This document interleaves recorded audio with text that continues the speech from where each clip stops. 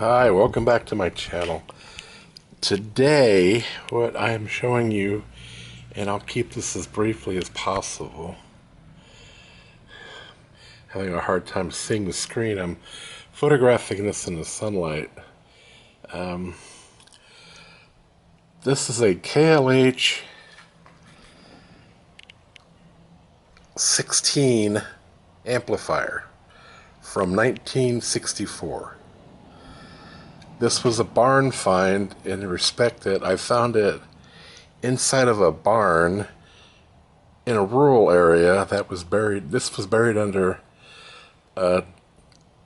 piles of broken pine boards. I was kind of digging around in there and I saw this and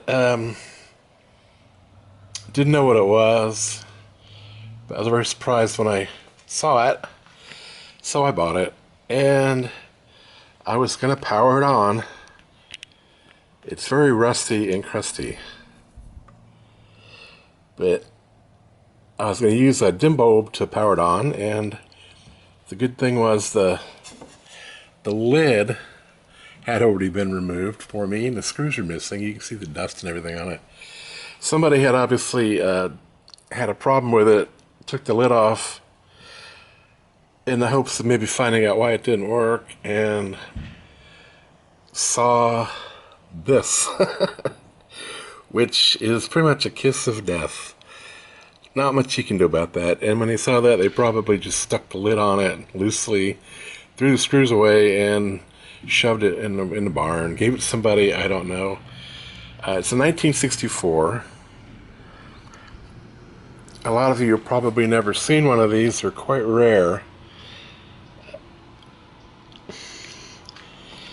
My understanding from doing some research on this was this unit was designed to sell to college students for their dorm, and it had a tuner that went with it, the KLH 18, which was a lot smaller than this. It was one of those wooden cased tuners that KLH made that had vernier dial on it, and there was a lot of those available on eBay. There's none of these available. They pop up once in a while, but it's kind of a rare bird. And I'm going to tell you what I found out from my research. It was made in 1964 and sold for $227, which in today's rate, adjusted for inflation, is $2,029. So back then it was quite expensive. It's 35 watts per channel at 8 ohms, constant, and it was 2% harmonic distortion. 35 watts per channel, and they made the first version of this in 1964, and then the first version had some minor problems to it, and they came out and redid it in 1965 and sold it for several years and then discontinued it. And by 1970, all the remaining stock had been sold, so they didn't make very many of them, didn't sell very many of them. But you can see this has got the old classic KLH. Every single wire on this has got a connector. There's the TO3 cases. It's got quite a big transformer on it for a small amp.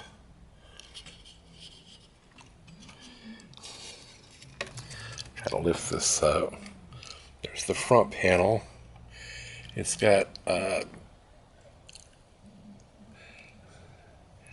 loudness compensation, stereo mono, source tape, filter,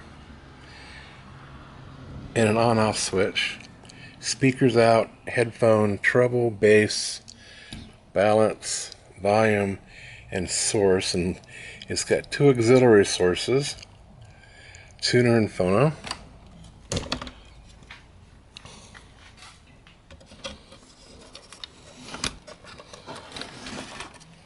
There's the 203.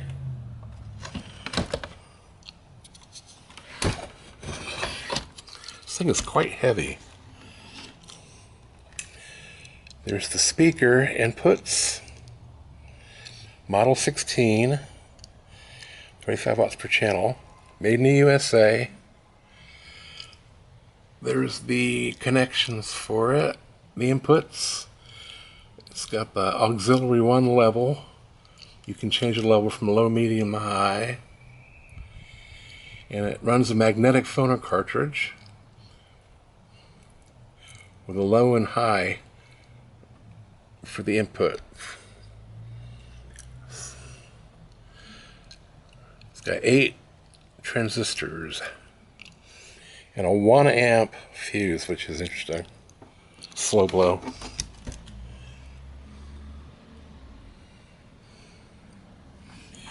It's pretty compact.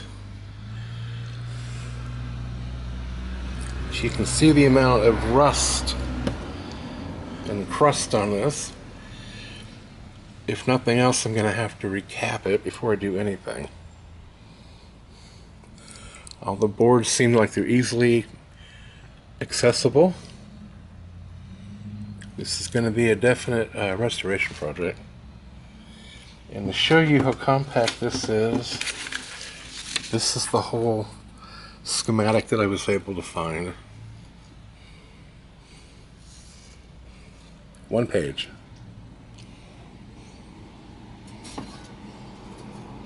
And here's the cover. All the screws are missing. So there's not much else I can do with this except show you what it looks like.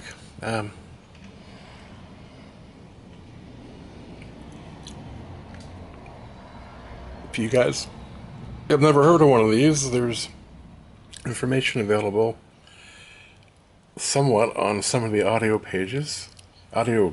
group pages going back to 2011 and earlier, but a lot of the people that chimed in on those audio groups had never actually heard of these.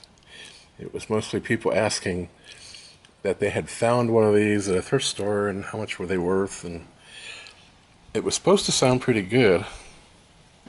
It is rare. I'm going to go ahead and do a restoration project on this. I'm not going to do it now. But what blew me away is the fact that every single one of the wires on here has an individual connector to it, which should make it a lot easier to repair.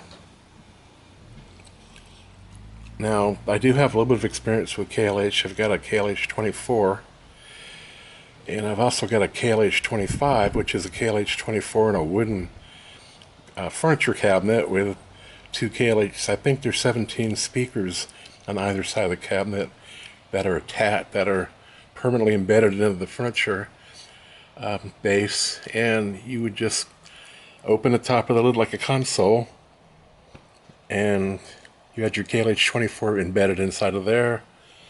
And that was also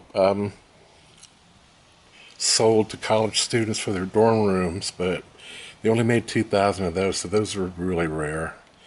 And the one I have works on 1 channel, and I've listened to it, and I actually used the speakers. I put a unit on top of the wooden cabinet and hook them into the speakers, and use it for a test bed, but that's kind of where I'm at. And right now I'm busy listing all the parts I'm going to need to buy for this thing before I get started on it. I was going to hook it up to a dim bulb and see if it worked, but when I saw that, I figured that was it. I'm not going to go any further. That can't be the only thing wrong with this, but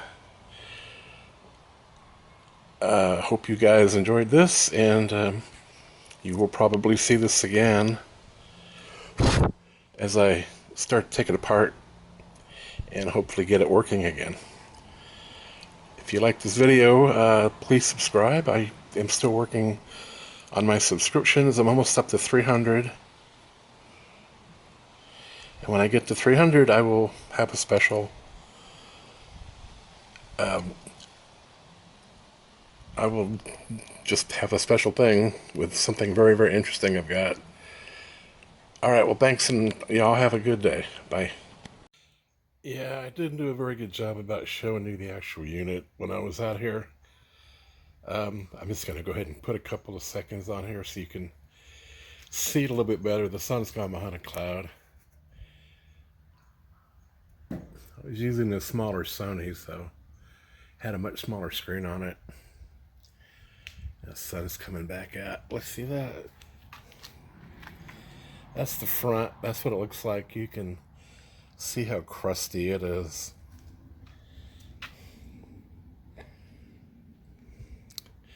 Pull back a little bit. In case anybody's interested.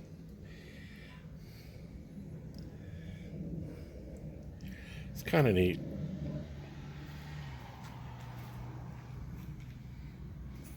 Trying to get the faceplate. It's been in the weather for a long time. All the controls are smooth. All the switches are good. It wasn't a barn. It wasn't rained on. It just got exposed to heat and cool weather, and a lot of humidity. You know, the usual thing. But I think I can get it going. I'm just going to have to put probably... There's actually a recap kit for this on eBay of all things, but they want $170 for it, which I think might be a little bit more than what this is actually going to be worth when I get done with it. So I'm going to skip that. I think I can handle it myself. Doesn't seem to be anything exotic in here, but I'm sure this has got all germanium from 1964. So that may be a problem. But I'm kind of hoping that the only thing that's going to have a problem on here would be the those TO3s. I think you can still get those. But then there's the driver board. You can see that the transistors, you see them, they're corroded, but at least they're exposed. And these black caps all need to go. They're garbage. You all know that. All right, well, that's what I got. So, bye.